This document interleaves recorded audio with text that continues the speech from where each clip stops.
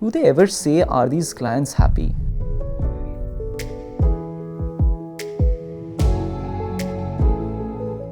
Today we would be close to managing of our own sort of assets as well as clients' assets, upwards of 100 crores. I feel immensely gratified when I see that someone has attained their financial goal because of what we set out to do for them.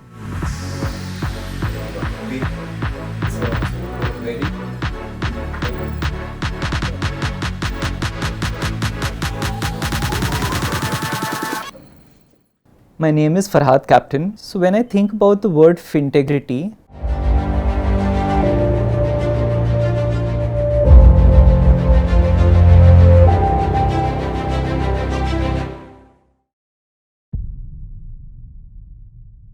my name is Farhad Captain. I have an overall work experience of more than 20 years in the financial services industry. I am a master's in finance from Somaiya Institute of Management Studies and Research and a certified financial planner.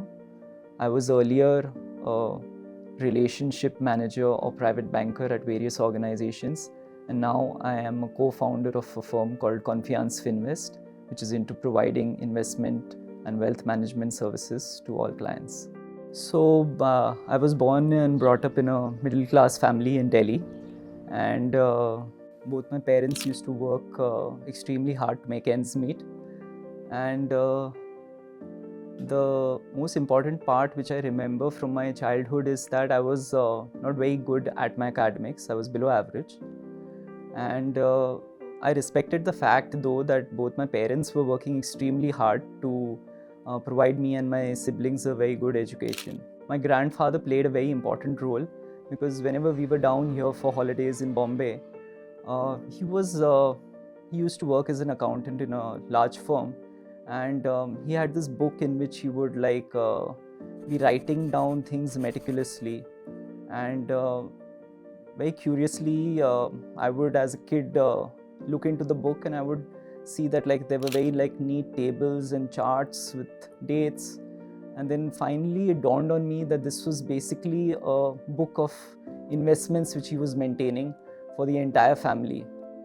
And so that somehow stuck in my mind as a kid, and later on today I sort of maintain a similar thing for my entire family in Excel, wherein I'm sort of maintaining records of all the investments done, and it just helps me to be in a better position to review them periodically. So that methodical nature I think I picked up from him. In 2002, I completed my MBA from Somaiya Institute of Management Studies and Research, and there is where my career started. So I was working with UTI Securities as a debt market dealer, and it was a very high pressurizing, high risk job which required you to have execution capabilities in split-second time frames, because you were closing deals in the debt market segment worth crores of rupees. Thereafter, I always had a fascination for banking.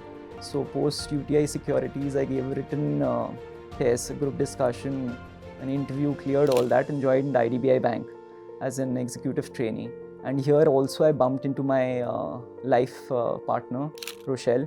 She used to be my boss and she continues to be today as well. So post that I moved, since I really had a flair for being into financial products, I moved to Standard Chartered Bank, because there the focus was primarily to distribute investment products. And IDBI Bank, the focus was more on current accounts and savings accounts. So since this was something which I was wanting to develop my skill set in, I chose to move to Standard Chartered. It was a good place to learn the basics and had a very fruitful stint with them. And 2008 onwards till 2018, I was working with the Royal Bank of Scotland, and that's where I was working as a private banker. Those were the best 10 years of my working career. The type of team we had, the organization in terms of its ethics and value system was excellent.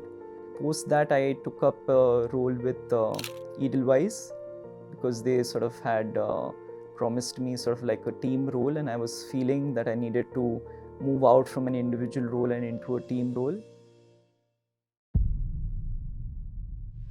When I had joined Edelweiss, the first day when I walked in there and I spent around half a day meeting up people, in the second half I went up to the canteen to have a cup of tea with another guy called Viraf.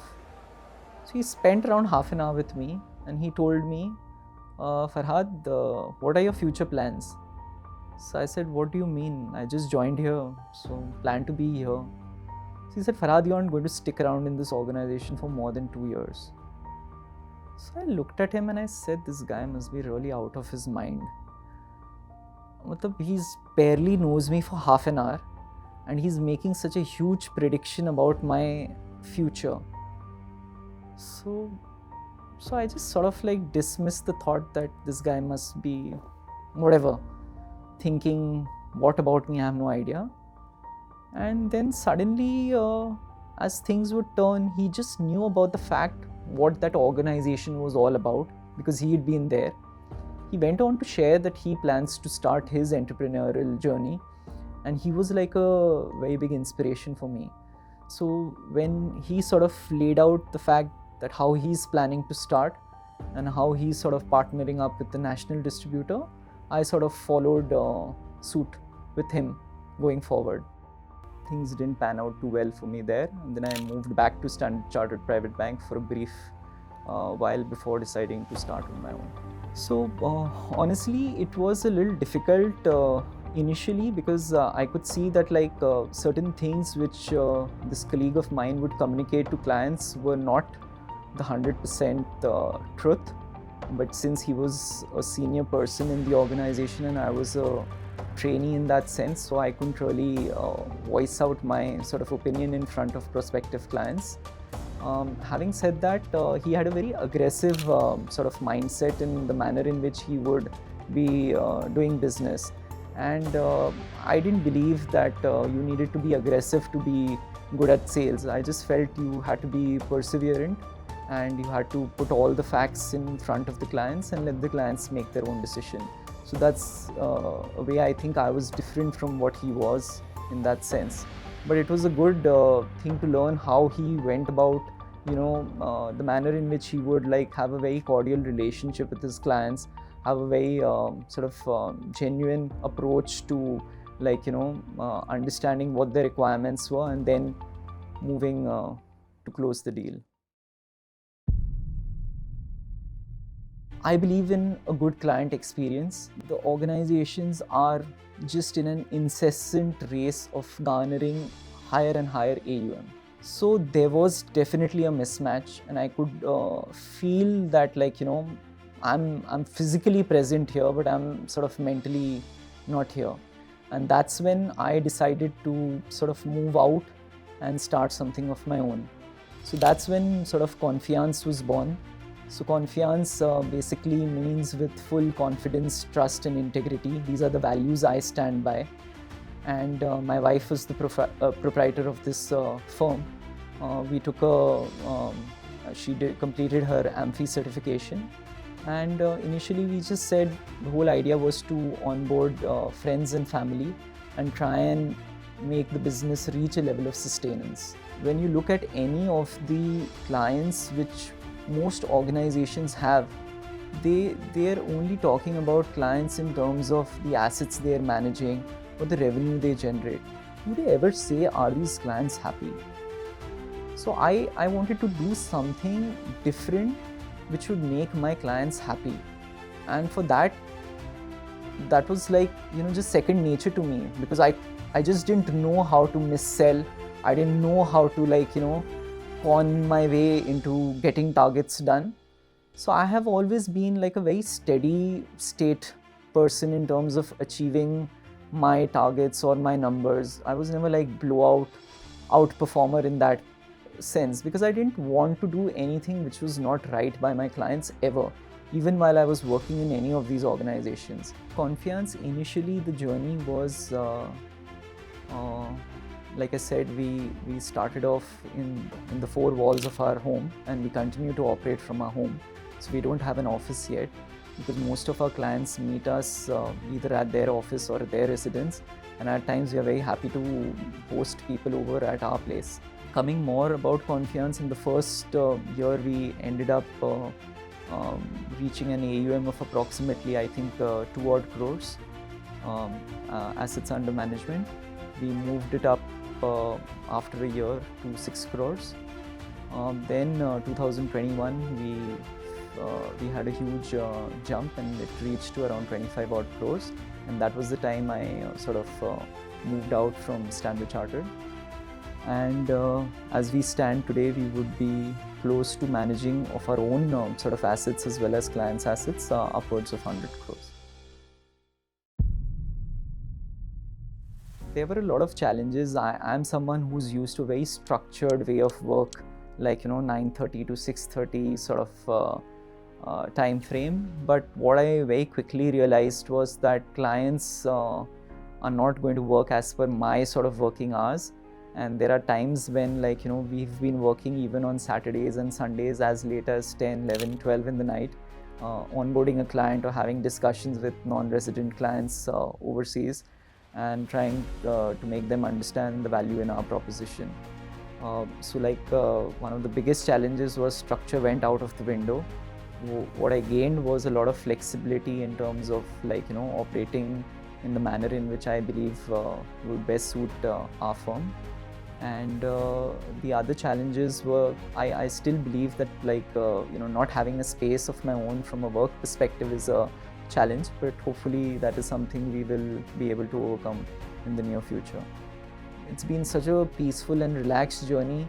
I can't thank God and my wife Rochelle enough for sort of giving me the courage to start this on my own, and for them to just ensure that Confiance has reached the scale it has reached today.